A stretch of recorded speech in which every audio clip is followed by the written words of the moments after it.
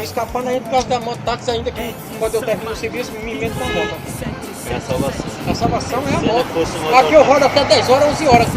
Gente conhecido, sabe? Eu tô em casa. Fernando, bora me botar em canto fulano, eu sei quem é a pessoa. Se não fosse o mototáxi, Eu tava morto.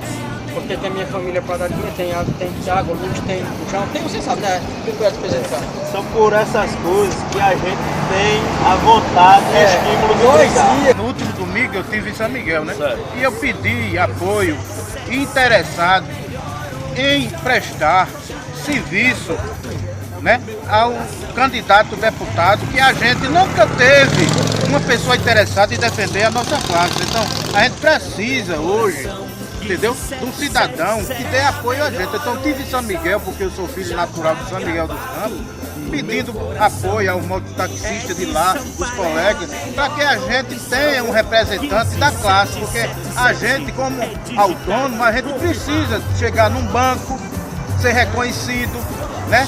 Ter um seguro, ter um certificado de microempreendedor, né? Ter uma ajuda, ter uma referência, ter uma ajuda de alguém, coisa que a gente não vê, não viu, né?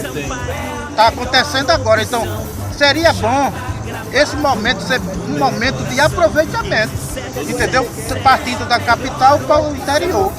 Tá entendendo, É, então a gente está prestando apoio ao candidato. Vamos juntos, vamos apoiar o homem. Eu digo os caras direto, vamos apoiar o Ed. O homem é esse para defender as categorias do Roda. 777 é a melhor opção. Já tá gravado no meu coração. Ed Sampaio é a melhor opção. 15777 Ed Sampaio. Ficha limpa é